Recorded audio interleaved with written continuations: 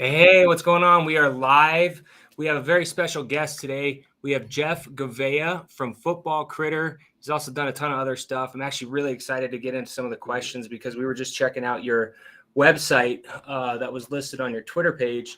And dude, you worked with some serious brands: FIFA, Adidas, Starbucks, Coca-Cola, Facebook, VaynerX. Dude, that mural you did was freaking dope. Boron. But yeah, man, maybe tell us about who you are and some of the cool stuff you've done. Yeah, for sure. My connection I think is chopping a little bit, so let me know if I'm breaking. But yeah, no, I appreciate it. Thanks for having me. Yeah, my background is in the traditional art world. More of a commercial artist, so brands would hire me to do large scale work.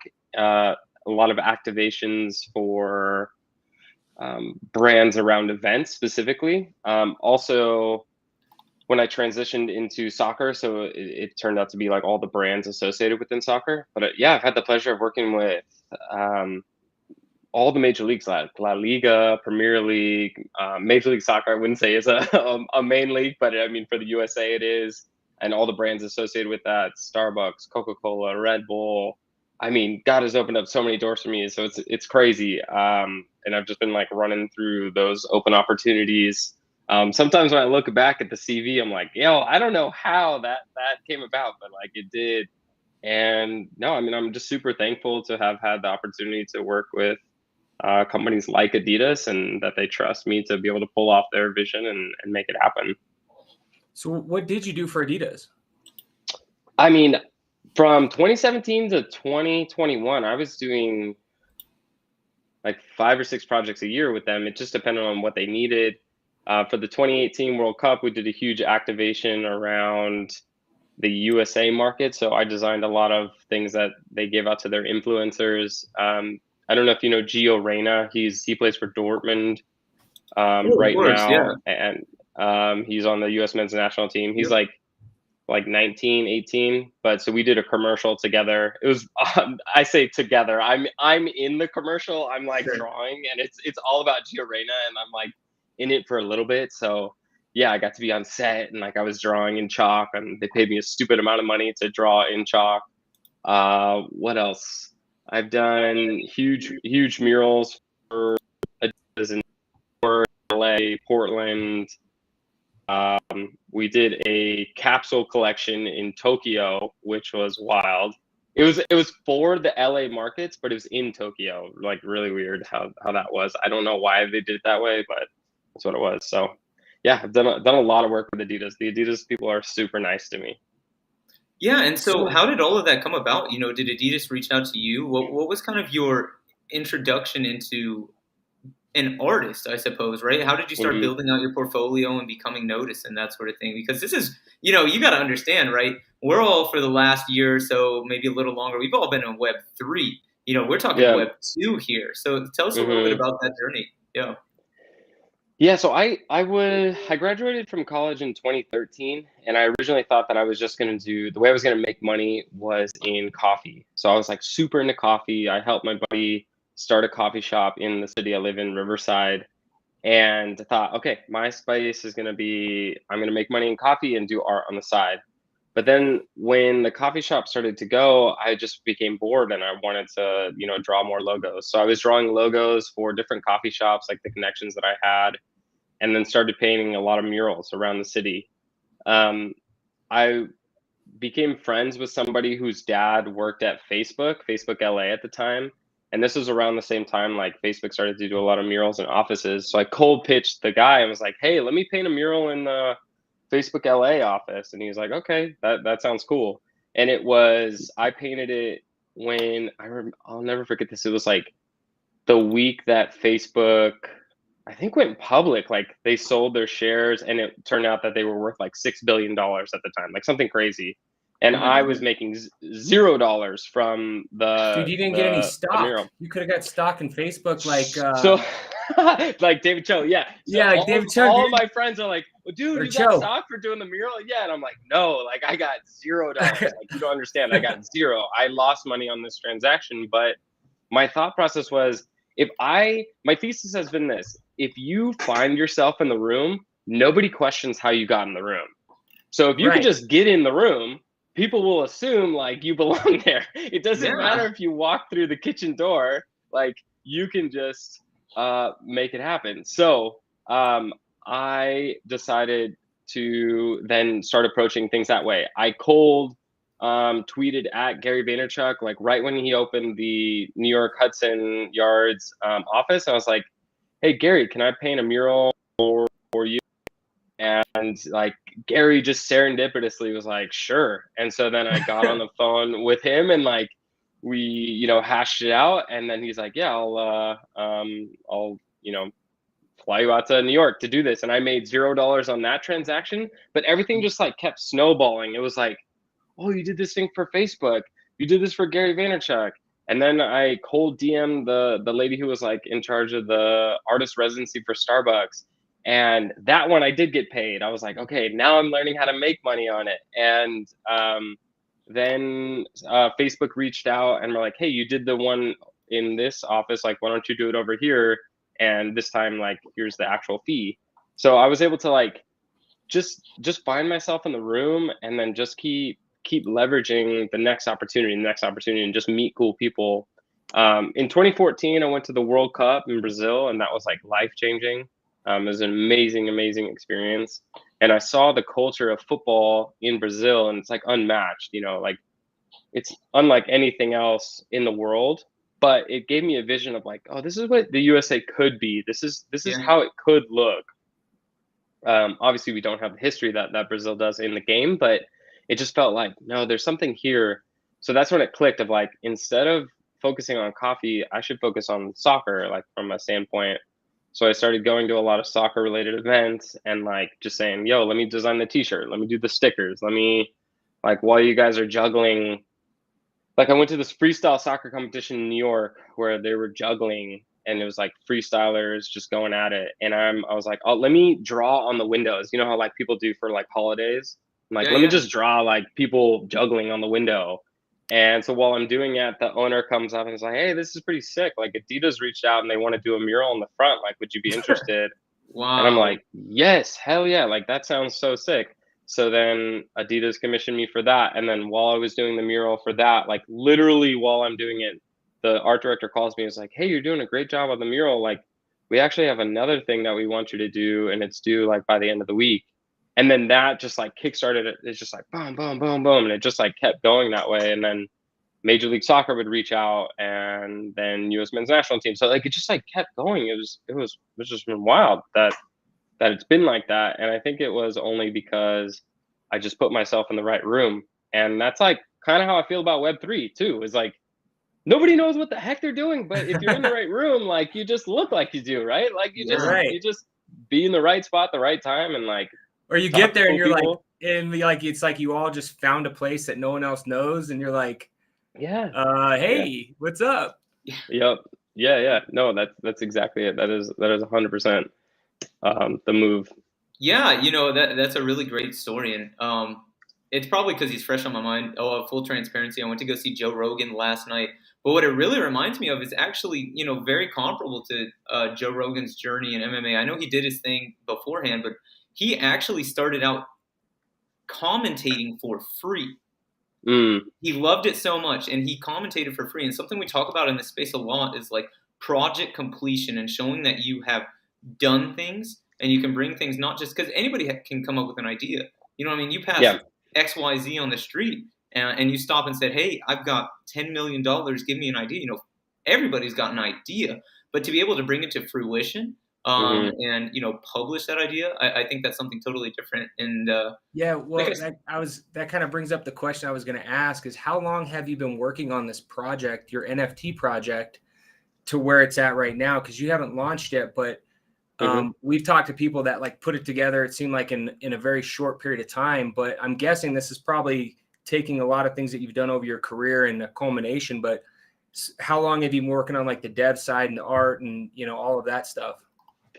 Yeah, I mean, so the artwork for Football Critter is, I mean, it's a decade in the making. I mean, this is my signature style. This is what I've been working on for a very long time. And that's like a cliche answer for any artist, but it truly is. I'm very good at drawing one specific thing, and that's like the stuff that Jeff Gouveia draws. It's as granular as that. It's like these kooky characters that just feel whimsical, but at the same time, like, are for adults. It's this weird vibe that I've created within that, and so that style has been like cultivating for the last 10 years, really. As far as like Web3 specific, I've been going pretty hard since October on this project. I would say that my first foray into Web3 was So Rare back in January of 2021, Okay. or like late January, early February. And when I was looking into that, it kind of clicked on that. I was like, oh, this is something approachable, because my network of artist friends, I have, being so close to LA, I have a lot of artist friends that are like what I would consider like AAA artists that will go to Tokyo and sell at a show. And they're traditional fine artists, like they make work in the studio and they sell it. I don't have that business model. I'm a commercial artist. Brands approach me and I work with them. So when I saw them release NFTs in like November of 2020, it felt like digital print, like something that, like, I'm trying to think of, I don't have a print in my room, but like a physical reproduction that you sell in an edition of 10. Okay, this is just now the digital version. And for me, it felt like that's not approachable. But when So Rare came out, and, or at least when I heard about it, it was like, okay, I own this asset for something I'm already paying attention to, which happened to be football. Why not try to make a little bit of money on it? And like, I knew, having played FIFA Ultimate Team, that like Portuguese players in specifically like are undervalued. And so I just bought like, I don't know, a few of them and just held on to them and like flipped them for ETH. And I'm like, wow, this is crazy. What? Like this is rad that you could, You if made you 4 ETH knew. on those? No, I like just some ETH. I Oh, think I 4 made ETH. like I was in like, total. 4 ETH? I Yeah. was like, whoa. No, yeah, I mean, but if you bought a few, like you were able to do like half ETH flips based Yeah. on just buying younger Portuguese players at that time. Like it's moved on, like everything in football moves, but like, okay, this is super, super interesting. So then kind of sat on the sideline, just watched the PFP craze come up, you know, like saw Bored Ape come through and immediately recognized it, saw it as like the same thing as Gucci, same thing as Rolex, same thing as Supreme. None of these brands are brands that I support or brands that I own. So I'm like, okay, this is the exact same thing. I know exactly what it is.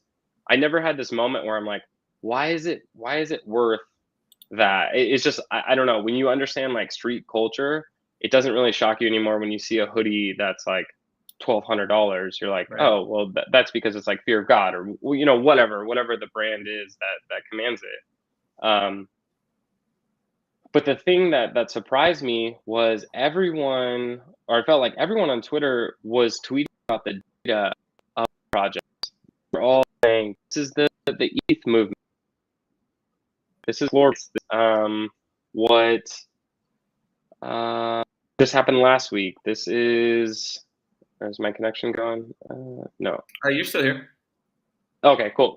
This is like how many holders there are. This is the floor price. All those things. And it reminded me of two different industries. The first one would be the financial markets, or the stock market, which I think is very easy to understand. Like that's probably the easiest thing to apply it to. But then the second one was, I was like, people are talking about this like it's fantasy football. Like they're talking about Cristiano Ronaldo, you know, making 3 passes and having 6 shots on goal. And it's all data that like truly does not matter. You know, it doesn't matter really what the floor price of a project is, or how many transactions there are, or how much ETH it moved, or how many holders. It really only matters like, what did you buy it for, and what are you able to sell it, right? Like that's like in a game, Manchester United scored 2 goals and Everton scores 0. So Manchester United wins. It doesn't matter how many passes Bruno Fernandes had, or, you know, what Marcus Rashford did. Like, it doesn't matter. The score is not going to change. But everyone was so obsessed with the data, just like in football. So then I started thinking, like, what would it look like to be able to apply those same sorts of mechanics into the NFT landscape? Like, how could you play fantasy NFT? And that thesis, I'll just never forget that. Like, I was driving, I'm like, that's super interesting. Like, I don't know if there's legs. I don't know if anyone else thinks it's funny, but like, I'm down. Like, that sounds like something I could sink my teeth into, and that I could create. Because people would always tell me like, you should do a PFP project because I have such like a distinct way of drawing, and that like lends itself towards like PFPs, right? Like if you have a style, you can do a decent PFP project. But for me, I could not stomach the fact of me doing a project and just saying like, because I created this, it is worth X. Like I could not stomach that. So what I needed to do in order to get behind it was to be able to have one tiny use case. Specifically, I wanted a weekly touch point that people would come behind. So I wanted people to be able to like play this weekly competition that's super small, but allows people to rally around that one touch point. Like we all use the word utility, but for me, it's more like, you know, so I go to church every single week, and I think the power of that community in church, like religion has probably the highest sense of community around the world. Of course. I don't think it's a secret why there's a weekly touch point. Like true community is meant by those who meet together weekly. Like that is a fact. So to be able to have those sorts of mechanics like into your project, I thought this is how we cultivate true sense of community. Like have people come to a weekly moment, which is inherently football. Like it is exactly what this space needs. And I also wanted to do it in a way that felt like only I could create this project. Like I'm obsessed with football, but I don't think that people in the NFT space really care about football. They care about NFTs. So I didn't want to make an NFT project for the people who like football. I wanted to make a NFT project for people who like NFT projects that has a football skin. Do you understand like what I mean by that? Like it's absolutely. Like this project is football skin deep. Everything else is like NFT through and through. Yeah, and so I'm actually about to share my screen here. Why don't you walk us through a little bit about this graphic that you made? I mean, this is essentially what you're highlighting it up. So the idea is it's one part crispy, one part competition. So the crispy for us is just the kooky way of saying community, all about the vibes and the curation of that. So this PFP project, because that's what it is at its core, is a chance to connect with others. The second part, the smaller part, the part that is the weekly touch point, is the competition. So when you mint the characters, you're going to mint in sets of 4. This is how this may change, but I do think that this mechanic is probably going to it should stick. Like everything else can shift, but the way that we want to do it is you mint in sets of 4, and we will program it so that when you mint, you're minting a squad. So you would get a goalkeeper, a defender, a midfielder, and a forward, but you'll get everything will be random within that. So each critter will have an animal, it will have a position, and it will have a team that they play for. So the team correlates to the data of different NFT projects. So like on this screen, this little Sphinx cat is a goalkeeper that is tracking the Doodles data points. So it's loosely Doodles related. Like you see the kit has like the rainbow swirl. Right. I didn't want to like take any of the Doodles IP. I wanted to make it tongue in cheek about that this is tracking Doodles.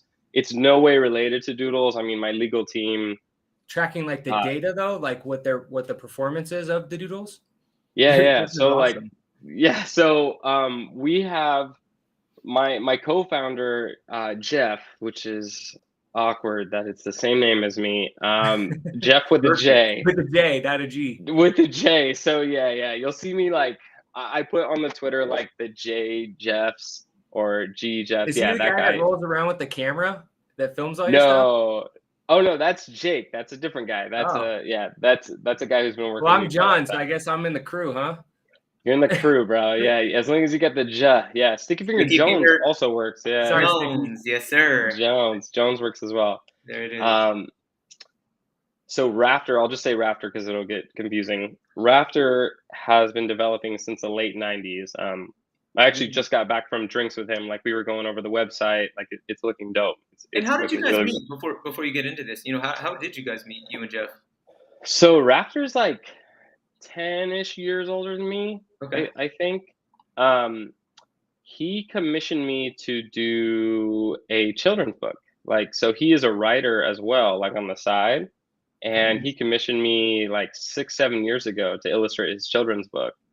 And I just remember him as like a brilliant developer and loved working with him. Like he paid me, I quoted him on a price and he paid me above that. Like he was just super respectful of me and my time and like really treated me well, like when he didn't have to. And I just really enjoyed that. So yeah, we met because I did a mural in an alleyway and he saw the mural and he really liked it. And then he did a children's book, which I illustrated, super random. And I always say no. Like I always say no to people when they say, can you do my children's book? Because everyone has a children's book. Oh, drop my lacrosse ball. Everyone has a children's book. And so for whatever reason, I'm like, yeah, I'll do it with you. I mean, your name's also Jeff, like might as well. So yeah, that's how we met. But so it was saying that well, I'm just trying to understand how this works because before he was saying that you partner with Oracle, and now I guess it would make sense because you need something to do the computation to track all that stuff. Or is that completely wrong? So Oracle, I'm not sure. Sorry, not Oracle. Chainlink. Why am I saying Oracle? Oh, Chainlink. Okay, yeah. So we do. I'll explain where the Chainlink comes in. This will make sense on it. I'll put it all together. So you own each asset on chain. That's the Web3 component of this. That you would own your critter on Ethereum. It's on Ethereum mainnet. Mm-hmm. This weekly competition will be a Web2 component. So we are building our own Web2 backend that can read your wallet that shows this is what you own, and it will populate on our Web2 side. So when you set your lineup, you will have no gas fee because it's not on chain. You're playing the competition off chain. It is like if you've ever played Yahoo Fantasy Sports, like you are doing that same sort of mechanic. But we're reading in real time the data, the public data that OpenSea or LooksRare is spitting off of what's happened in the 7-day trailing for these projects. So these projects, we are tracking in real time, like what is happening because it's all public data. So we're just going to be using that to populate the score. So Chainlink, what Chainlink will do is they're going to be the ones providing the randomization on a week-to-week basis. So when you mint your critter, you get an animal, the team you play for, and the position. On any given week, we're going to run a randomization with Chainlink, and it will say something like, okay, this week the slugs are injured, the wolves are hot, and the forwards have an extra multiplier. And what that does is it changes some of the game mechanics of like, okay, this week, if my slug is weak, I should not play the slug. I should pick up like a walrus on the secondary because it will perform better in the game. So the idea of like worth of a project for me is very hollow. So when you look at Pokemon cards, the reason why Charizard is the most expensive one, like why it's worth the most, is because it had actual inherent value. In the card game, it was the most powerful card. Mm-hmm. And so then it just became the most valuable card because it was the most powerful, because it had like the inherent like worth within it. And a lot of these NFT projects, they don't have like inherent worth. And that's the thing that I have to focus on as a founder is I don't know what the market mechanics will do. Like I don't know what's going to happen on the secondary, and I don't really care. What I care about is creating inherent value for the thing. I mean, all these NFT projects say one whatever equals one whatever, and they're doing that for legal reasons. But I want to be able to say that one critter is worth one critter, but at the same time, like if you want to perform better in the game, there are certain ones that will perform better if you own them. And it doesn't mean that they're worth more money. It just means they're worth more in the game, if that makes sense. Yeah, that makes a ton of sense, man. This is honestly really sweet. Yeah, I'm like because trying I to didn't read wrap my head anything around on it. there about, you talking about adding in that chain link randomization piece, right? That's so cool because it's so real world. You know what I mean? It kind of accounts for different things, like you suggested, injuries in the real world. If I have a star, my slug, let's say, is tracking a project that's just been rocketing, mooning, I guess would be the verbiage here. And I'm kind of to some degree unfairly riding that same character week in and week out. Yeah, it really normalizes the game. That's a really, really beautiful concept. Very interesting. Do you play fantasy? Are you big like DraftKings or anything like that? I have in the past. I haven't. I mean, Web3 has like really rocked everying. I'm like trying to figure out what my hobbies are in general. So I've lost everything. Totally get it. But yeah, no. I mean, I was super big into fantasy sports, and my older brother has made a ton of money just dominating fantasy leagues. Like, what does he play? No, I'm just curious because I play every single weekend, and I study for like 6 hours on a weekend. Yeah. So like all this stuff, I'm like, oh, I'm thinking game theory. I'm thinking when you're talking randomization, like leverage, all that. I'm like, oh man, this sounds really cool. So he was never on that side where it's like on the week to week things, but it's more like paid leagues for fantasy football, going to Vegas and like entering those sorts of competitions within it, that sort of thing. But yeah, the DraftKings side, or like, what is it called? Daily fantasy? Yeah, DFS. Yeah, DFS. That stuff is nuts. Like, yeah. That it would be sick to get to that point. I mean, I think right now my focus is on how do we take the current landscape of NFTs, if we take that as a foundation of what the PFPs are, how do we move it 1 inch? And that 1 inch is the weekly touch point. So what do you win in this game? So like you're doing this and I'm competing. Is there like crypto or so in-game assets? Both. So I'm still working on what that allocation looks like, but there will be a significant portion from the mint set aside as like the treasury. Obviously we have to take out like 50% for taxes, and that disappears. And then we'll take a significant portion of what is left, and that will be the treasury. And that will, I'm going to correlate it to, it gives us a 52-week run rate that even if we made $0 on the secondary, we'd be able to like have that same payout. And then loosely based on some secondary movement, we'll be able to like replenish that treasury. For legal reasons, I can't say what that correlates to because it's not a kickback. Like, this is not in any way, hey, if you buy into this project, you're going to get X amount back. But there will be weekly prizes that are, sometimes it will be ETH, sometimes it will be in-game assets like critters. I could certainly see things like, let's say a hot project, like if Whiskers right now approached us and the game was already going, like how sick would it be that the members in our community compete to win whitelist spot for something like Whiskers? Like that would be super dope. In real life experiences that could be won only through the competition, access to the merch at cost. Like something that fascinates me would be, what if the top 10 winners had 48-hour token gated access to the merch shop, where everything in the merch shop is free. Yeah, like whatever you want. And like it's like super cool stuff that we're able to do like that. I mean, we're really excited about what the possibility is on that front, but the answer is yes to all the above. It won't be a set amount because it will have to fluctuate based on the week, but we will announce that, like, okay, this week you're competing for, this slug goalkeeper that is tracking Loser Club along with 0.15 ETH, and then depending on how many people enter, you have a 1 in whatever shot of making it. So you're betting on the performance of the project. So if mine's Loser Club and yours is whatever other project, you're correlating that with the players that get certain points and the performance of the NFTs that are. Does that change, or is it always the same that you're going to be tracking?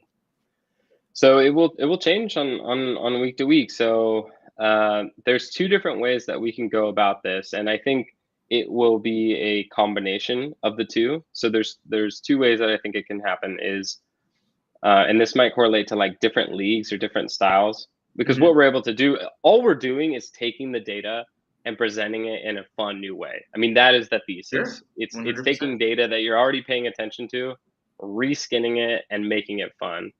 So one of the ways that we thought could be interesting is all of the positions track the same randomized column. Like, let's say it's all based on the ETH movement, the 7-day ETH movement for the project, and each one tracks that. That's a really simple way of doing it. A more nuanced way would be like, okay, the goalkeepers are tracking the unique number of holders. The defenders are tracking the transactions on the 7-day trailing. The midfielders are tracking the number or the floor price, let's just say that. And then the forwards is the delta, 7-day delta on ETH movement. So like, what was the percentage change week over week, or even it could be the actual ETH movement. And so that way, like, there's certain things that like, okay, let's say like going into the game theory is like, all right, we know that projects that have very low capacity, like floors, tend to have higher transactions. So you would want to have a defender on a very low cap project, like the crypto Ray Rays. But then you would want to have a forward on a super high cap project, like an Azuki or a Moonbirds, because then you'll be able to balance it out. Right. Now, the flip is also true, where it's like, if you're trying to sandbag the team, like maybe we do some sort of like, hey, if you place last place this week, like you get an extra, 0.05, like just like, because this is the NFT space, like we might as well do whatever you want, just whatever you come up with. Kooky. Yeah, it's like whatever. Then you correlate the inverse, and there's certain things within that. Yeah, I mean the other thing with the animals is, so certain animals will perform better in different positions. So like if we think of like a slug or what's another crappy animal that I have on there is like the walrus. Sloth. Yeah, sloth will be horrible forwards because they're super slow, but they'll be amazing goalkeepers.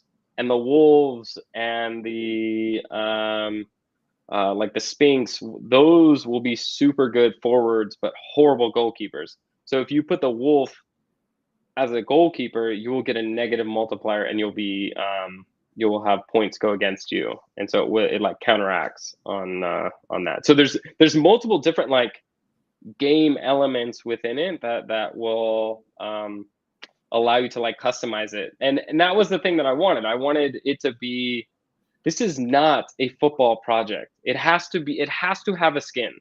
And the skin is uniquely football because that is my background. That is everything that I've done. But this is not a football project. And that is the thing that I need to get better at explaining, is this is a project for people who like NFTs. It just has it has the loosest correlation to football possible, but it is 100%. Like if we had to go NFT percentages. DFS is what it is. Yeah, 100%. Yeah. Yeah. That's like, no, really, that's like what we're doing. That is the thesis. If we have to like, I've been cautious about what is a roadmap, but I think the roadmap is our thesis of how do we take the data we're already paying attention to and make it into a super fun experience. That is the roadmap. Like, how do you do that? And we believe that Football Critter is taking that in some small way. I'm not promising you the world. I'm just telling you that we have a tiny 1-inch slice of something new within this. That's also not undersell your roadmap. It's loading for me right now. Come on now. Oh, nice. Yeah, there you go. There you go. Worked hard here. Hey, why couldn't we find your Discord? You like have it hidden somewhere. We got to bring that up. I saw it said that. Yes. So the Discord is hidden. It will be, our website will be dropping. I was literally having drinks with Rafter before this, and then I had to rush over here to make this happen. We just set up the site, and I think it should go live within the next 48 hours. But I can't tell you how, to get into the Discord, but I can drop this, is that you just got to keep it crispy, okay? Writing this down. Keeping it crispy. Consider it Keep done. it crispy. Keep it crispy, golden crispy, okay? Keep it crispy, golden crispy. There it is. Oh, yeah. This is the my clue to buddy. get into the Discord. Keep it crispy, golden crispy. Yep. There will be like the icon when you go to the website, the icon, when you click on the Discord, it's just going to say like, sorry. And you got to figure out how to get in. That's awesome, man. Yeah, I never like would have considered the role that kind of like obviously positioning yourself as a premium product, is always going to be attractive, but like the exclusivity of the space is, people kind of putting these barriers to enter the Discord and to become a part of the community is so counterintuitive to how things were when I first entered the space, right? I never realized like it is honestly like a premium way to position yourself in the space. Definitely. It's really cool. Can you tell us though a little bit about the collection size? So, how many of each position are there going to be? I don't know if we called this out earlier, but just so everybody knows, there's going to be 20 different animal bases, like you suggested, 4 different positions. But how many of each position can we expect? That sort of thing. So I am currently finalizing the collection number. Originally, it was going to be a bit higher than 10,000. Because it'll be in packs, right? I'm sorry. 1 mint equals 4 NFTs, or? So no, when I say that, and this is what will be confusing, is the collection size is the total number of critters. But you can take that number and divide it by 4 as like the actual collection size of like what is truly going to be on the mint out. So it's not necessarily going to be 10,000, but let's just say it is 10,000. There will be 2,500 potential packs to buy. If we think of every 4 as a pack, what you're selling on the secondary is the individual asset. So each individual critter will be up for sale. You just can only buy them from the mint in quantities of 4. Got it. Does that make that's sense? Very clear. Yeah, it makes total sense. That's really awesome. And something else that I love, and you hit on it earlier, is kind of that ultimate team aspect that you have here. I'm going to go ahead and share my screen again. And you had already hit on it, but whenever I was looking at these packs, and this verbiage particularly, pack system, man, that's exactly what was coming to my mind. Is like this is just like Ultimate Team, and so it's really sweet that you have that sort of feel, man. People who are people who are into Ultimate Team, they're freaks for it, and so this is a great way. So that's kind of what that's what we were thinking is. So when we drop, we have to have a timestamp, meaning I don't know other than like Whiskers or what else is big coming down the road. Whiskers is one that let's say we drop today. Whiskers does not exist, so Whiskers would not be able to be a part of the collection. But I know that Whiskers will do really well. Like it's going to be an amazing project. I think Rico's killing it, and like it's going to be an amazing project. It's going to be something that's like a great project to track in a competition like this. Because of that, let's say Football Critter dropped last month. We would love to be able to in the future release more teams into the ecosystem, and so that's why it keeps like the pack idea is how do we make it so that we can introduce packs in the future that would still play within this game. Go ahead, sorry. Oh no, I was going to say that most collections think of it as like V1, V2. I think of it more as it's all the same ecosystem. How do you just introduce more cards into it to be able to play? Some will be worth way more than others, and some will be worth way less. It just depends on what they're tracking and which animal base correlates to it. Yeah, and so kind of think about this, just having fun here, but FIFA, there are 2 ways to buy packs, right? Either one, I call my mom, hope that, she's in the shower or something, run to her purse, grab her credit card, put some cash on, and, I buy it with FIFA cash. Or 2, I grind in the game. I play it week over week, day over day over day, and I earn coins. And so that would also be really interesting to see if, there's maybe 2 avenues to success here, right? To be able to get those packs, that sort of thing. That could be cool. I mean, I think there are certain elements that could be fun for an in-game. I mean, token is the best word for it, right? I don't know if that's necessarily going to be the case, but I do think that there are some merch concepts that I have with that. I think Adam Bomb Squad is doing a good job with that, where you can uh, use that to purchase things within their merch store. That to me seems like a really rewarding thing. My strategy in terms of like merch as an artist has always been give everything away for free and take the really big checks when they come. So I would rather make $10,000 from one client as opposed to $1 from 10,000 clients. Like I would rather give everything, every single sticker that I've ever done, I've always given away for free, like just absolutely giving it out. And it always comes back because people are putting it on their laptops or whatever, and then it comes back. So I think one of the biggest misses that projects are doing is they're trying to extract too much from their users. Like they're pricing their merch too expensive, and they're positioning themselves as like a premium product. When I would rather look, I would love for Football Critter to have the vibe of this is for the everyman.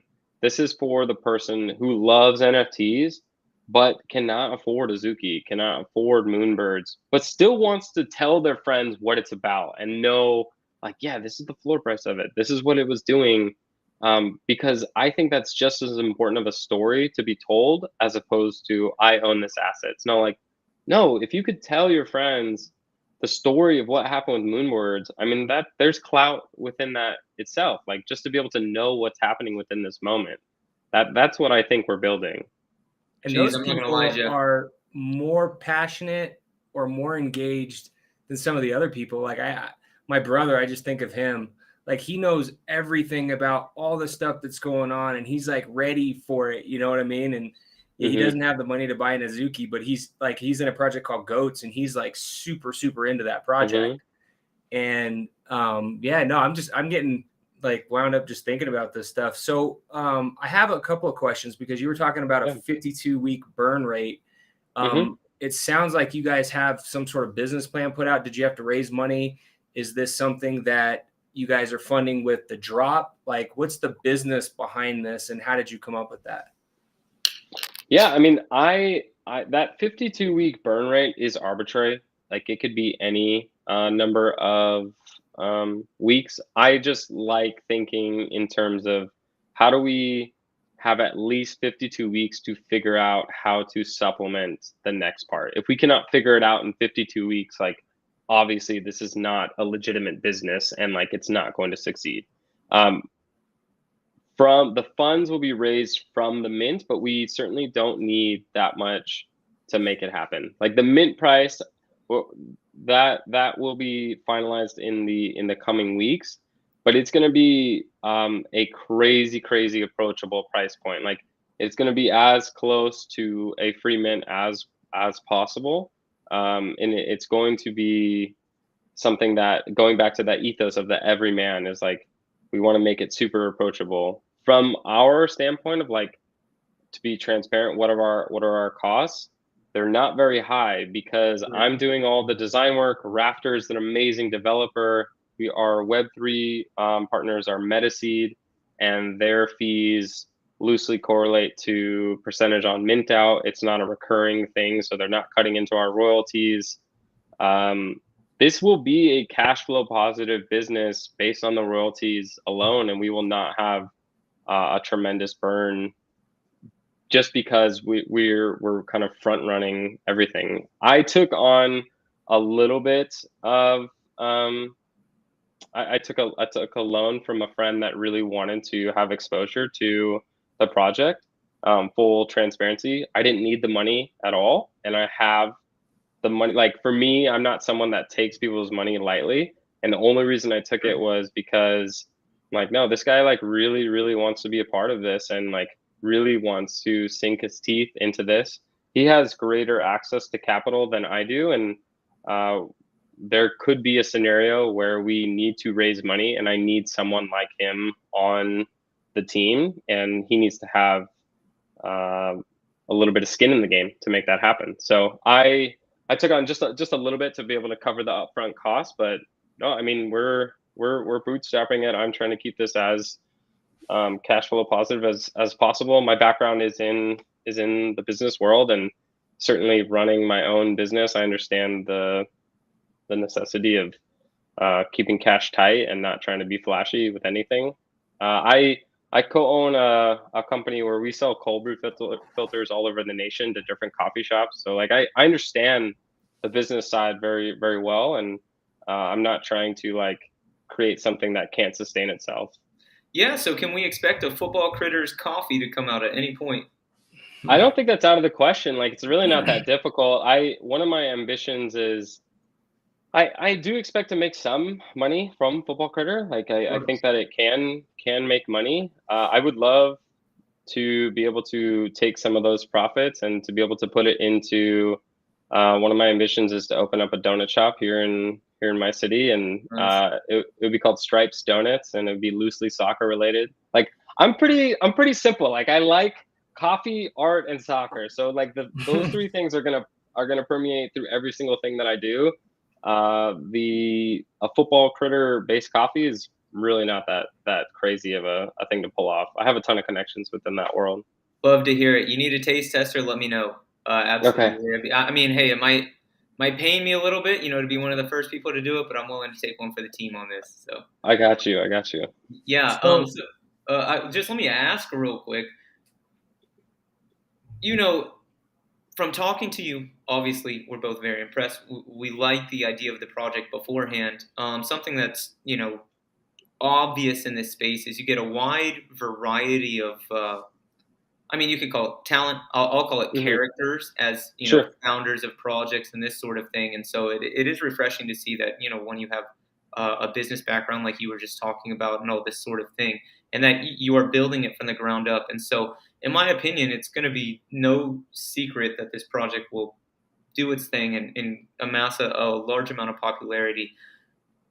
How are you planning to do your mint? You seem like a man of the people, right? Mm-hmm. From talking with you, you talked about wanting to do a low price. You give away your art. You'd rather have this large paycheck. And so, have you thought about the fact that not everybody who wants to be part of the project initially will have that opportunity? And so I just want to know, what your thoughts are around that.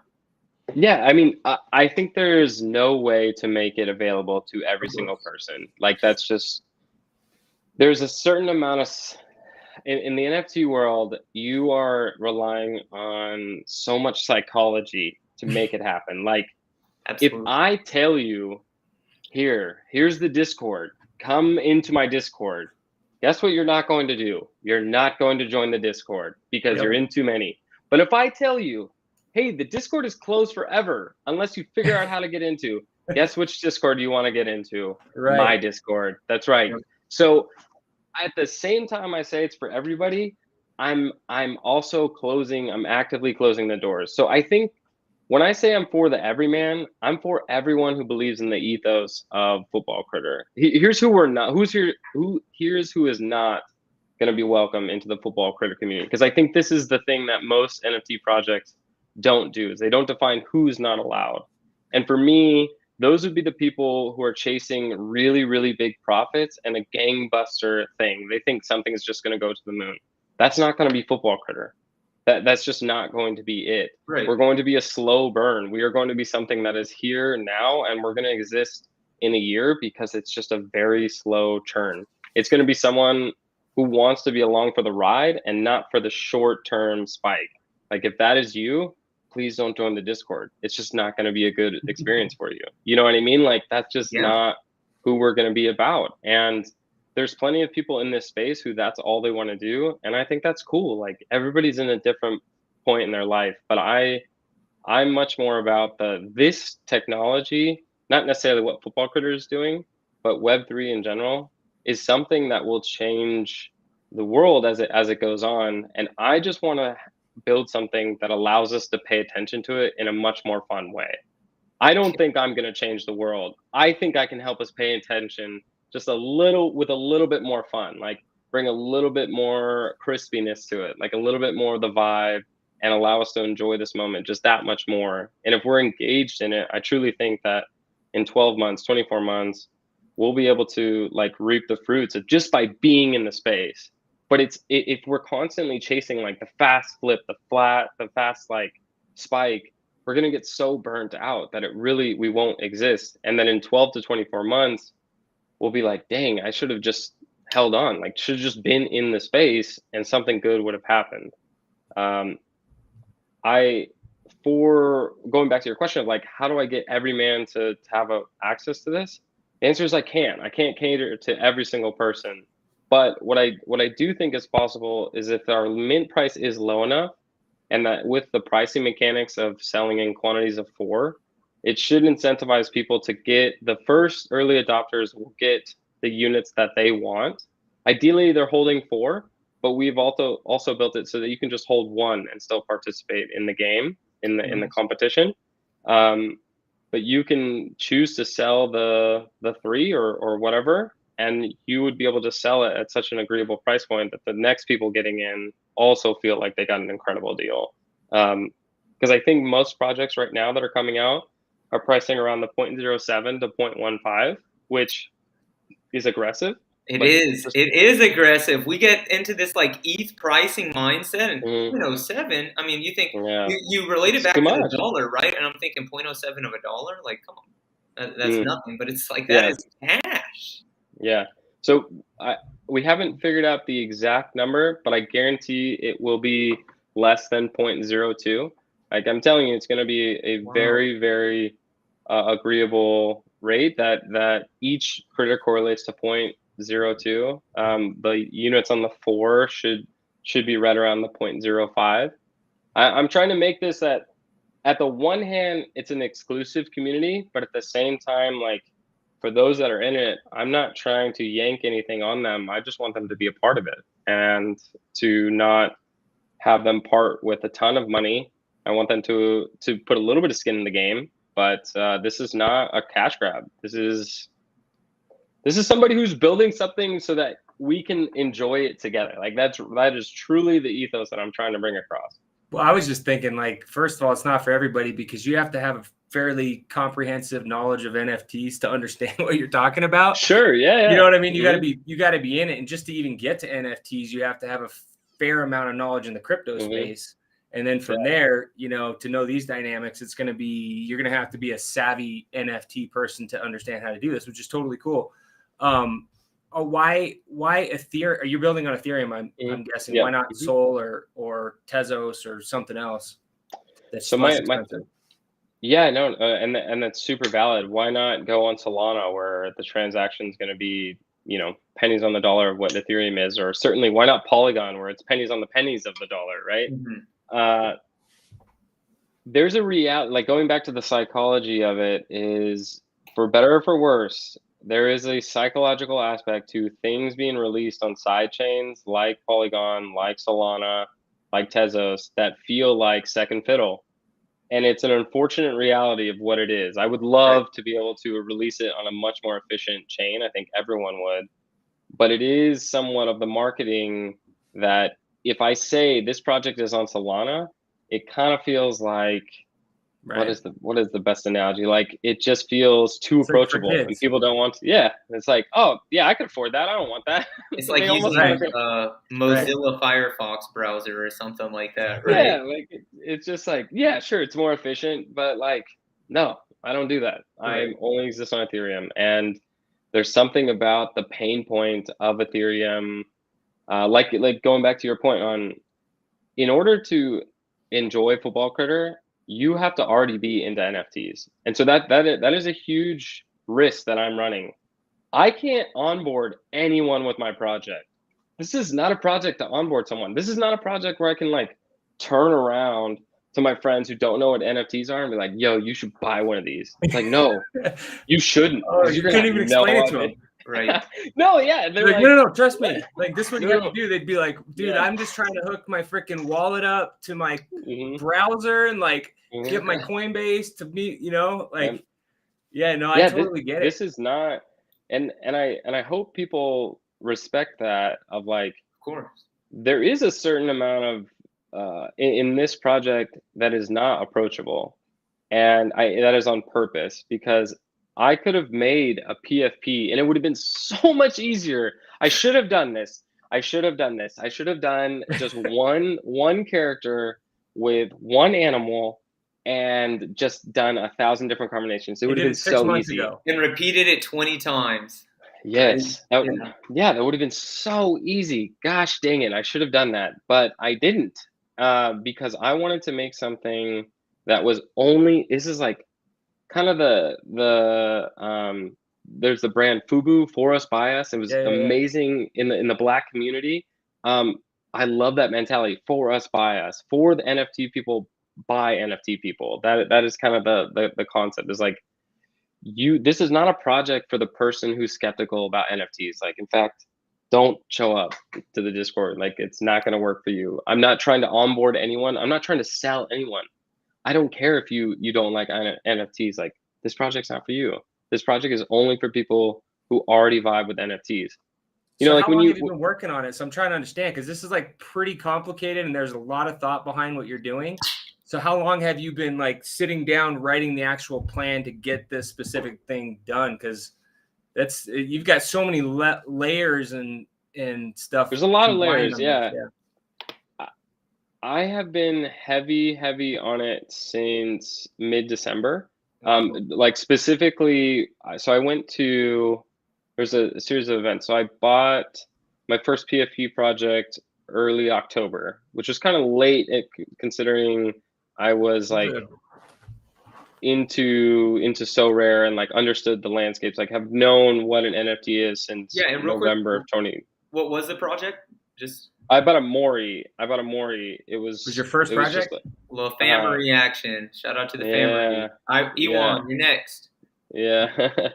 I bought into that project, and it turned out to be like an amazing community to be a part of. And I saw the Discord and I saw what was possible. I got a commission from Chelsea Football Club to paint a mural in New York. And my thought process was like, yeah, seriously. I mean, if Liverpool gave it to me, it would have been red, bro. I seriously don't care. Like, I would have followed the bag. Like, it's all good. Yeah. But it was blue because Chelsea gave it to me. But my thought process is like, I'm already on the East Coast. Like, why don't I go down to Art Basel in Miami for one day and just like check it out? So I flew from New York to Miami to see what it was. And when I walked into, I'll never forget this. I walked into the Doodles Hearts activation. God, I'm getting FOMO just hearing about this, man. It's the only one I haven't been to. Really? Okay, yeah. So I walked into that and I'm like, these guys have no idea what they're doing. Like, you could tell, like, you just know, like, they have no idea what they're doing. But in like a human way, in like right, of course. Like, dude, these guys are the absolute top of the top. Yeah. And they have no idea what they're doing. I can do something. And so it just gave me so much encouragement to see, like, because I've been around so many different marketing events, and you can see like the cracks in the wall of like, oh, these guys didn't like plan for this, and like you could tell like they're scrambling on things. I'm like, no, there's a moment where even if this project like absolutely fails, I will have been able to like give it the best go. So that's when it like clicked. And then on that plane ride back to New York, I was just like, I need to do something with football. And then pretty soon after that, the concept of like fantasy NFT just sounded good. Yeah. Like, it just had like a nice ring to it, you know? And then it just like would not leave. Because I did not want to do a project because I knew it would be a ton of work. And I'm almost in that camp now because I know this is really difficult. Like, it's really freaking hard. It is. I'm having such a fun time, like, going after it and trying something. It's like forcing me to flex every single muscle that I have in my body, and it's pushing me to the limit. But it is like, I've never felt more alive in a business sense than doing this, because it is the biggest challenge I've ever had to face, for sure. Yeah, absolutely. You know, one of the largest things that people talk about in this space, or being a large driver of value in this space, is FOMO, right? You know, fear of missing out. And so I was kind of thinking about it, and really what you're doing is fantasy FOMO, right? That's what we're rocking with. So if that does come on a t-shirt, you know, don't Don't forget what Yeah, you some were. royalties. Yeah, I got you. I No, got I'm you. just joking. But yeah, we are coming up on an hour, and we definitely want to be respectful of your time. Something that I wanted to highlight that we did not get into is you are really immersed into the Web3 space. You're really immersed into Yeah. it, especially one of the largest ways to communicate in Web3 is through Twitter. And so I wanted to give you an opportunity to talk about the different shows that you put on, and I'll run through them. Forgive me if they're some of the timing's off, but every single day you're hosting the Daily WOOF at 8:30 Pacific. In addition to that, Monday, Tuesday, Thursday, and Friday, the Football Critters is hosting Highs and Lows, where you can talk about the best part and the worst part of your day, and that's 5 p.m. Pacific. And now I just saw that you guys launched today in the Discord, for those who can get in. You guys are going to be doing the Crispy Clubhouse, and that will be every Saturday at noon Pacific. So talk to us a little bit about that. What's going on there? Yeah, that's also a mistake as well. I mean, committing to I'm like, that. dude, I mean, on top of it, that's a lot of work. That's a commitment. No, it is. It is. And so my thought process on it was this is like, out here in California, we have K-Rock, 106.7. We used to have Kevin and Bean, and they would be on the radio. Whenever I was driving to school in high school, I would listen to Kevin and Bean. And what has always fascinated me since that moment is some of the strongest brands, I would say probably the strongest brands, are radio talk show hosts. You talked about Joe Rogan in the beginning. He's essentially a talk show host. So, Howard Stern, Dave Ramsey, as kooky as he is, right? Like, these people with their daily things have found a way to tie into people's routines. So I have always thought that if I was able to have something to talk about on a daily basis with people, that would be an incredible brand builder. I mean, Gary Vaynerchuk talks about this all the time. That's what built him. You could look at him as a wine talk show radio host. Like, that's what he did. And he just put in the work of like every single day. And there's something about that people respect. Like, literally tomorrow is the 69th episode of Daily WOOF. Which by coincidence, so we skipped only 2 days. And if we had not done that, the 69th episode would have been on 420, which would have been such an amazing Web3 moment, but we missed it. And that was totally like serendipitous. But just the fact of like showing up every single day, it doesn't matter how many people show up in the Daily WOOF tomorrow. And it doesn't matter how many people come to the episode of Highs and Lows. What people are walking away with is like, holy crap, Jeff is going to be here tomorrow. And that is the main thing. It's not possible without, I got my guy Rudy Veerwell here in the chat. Like, shout out to Rudy the whole time. Yeah. Rudy, yes, sir. Yeah. Shout out to Rudy. Come on. It's not possible without Rudy. I mean, Rudy's like the main reason we've been able to do this, because I could not have done it alone. Like, I needed Rudy to like make sure that this was happening. Workout partner. Yeah, totally. But it was also something. So Rudy, we were in each other's weddings, and so like we've been homies for a long time, and we just bring a level of chemistry that I think is missing within Web3, where people are kind of like trying to figure out how to co-host things together, and they don't have chemistry together because they don't have past experiences together.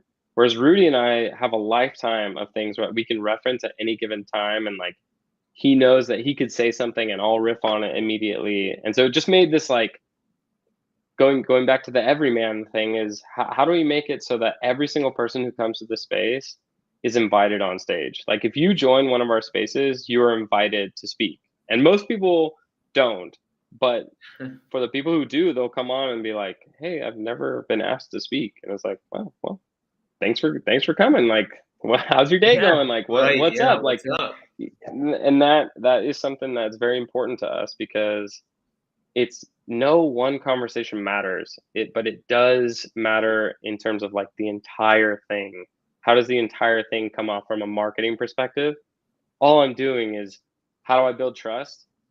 By saying, I was here yesterday, I was here the day before that, I'm going to be here tomorrow, I'm going to be here the day after that. And how do I show that? You can only show that in like consistency. Whew, you blew me away right there. That's very nice. Honestly, That's it, right? That's it. Click That's that, it. That's it. run it over for another hour, and yeah, that's the show right there. Yeah, that was beautiful. Hofstra, did Awesome. you have anything else you wanted to say? And if not, Jeff. No, is there I'm like, anything- man, I gotta start jumping in this in the morning, and then I'm thinking of all the other stuff because my DFS head is going off right now. So it just like kind of blew my mind, which I love. So I really appreciate you coming on, and thank you for your time. It was Yeah. really Thank you for having me. kind of like different than what I expected, but really freaking cool, man. Like Awesome. you're Thank you. definitely, you can tell you're passionate about what you do, and it's very well thought out. And I'm excited to see your journey and see how this goes. And I'm rooting for you already, man. It's super cool. So thank you so much for your time. Yeah. Yeah, definitely. When we come out with like our mint spot strategy, they'll be called draft mint spots. I'll definitely give some to your guys' community. So we'll talk about that. I don't have the exact number right now, and I don't have a way to give it out right now, but we'll make it happen. That is awesome. Outstanding, Jeff. That's better than anything we could have ever expected, because I was literally trying to figure out how I'm going to end the call, and it was going to be something to the effect of, we got to figure out how we're going to get our hands on these packs. And so Oh yeah, we'll make it happen, dude. We'll make it happen. Yeah. Yes. We'll get your sticky fingers on it, bro. All right. There it is. Yeah. Yes, sir. They don't call me He Steve. likes to bet though. Like right before this, he was on there checking all of his bets that he made right before this show. Come on, Nice. you asked. And he's a data any sort of scientist. gambling, sports. He's got community a about me? master's degree in data analytics, so his little nerd brain's nice. going off too. Heck yeah, that's Right. super cool. Well, we'll chat later because I'd love to hear you guys' thoughts on it and just get any feedback. Absolutely. Yes, sir. It was great to hear your story. Really appreciate you coming on. For anybody who hopped on, we know that Twitter had some opportunities at the beginning. Make sure you check out our YouTube. You can check out the full show there, and we'll edit and put up a beautiful version later on, I think tomorrow. But otherwise, we really appreciate everyone tuning in. Jeff, appreciate you coming on to the show, man. Really cannot thank you enough for your time. Until next time, this is the Web3 DJs. We got Jeff, my host, Hofstra. Thanks for tuning in. Yeah, thank you.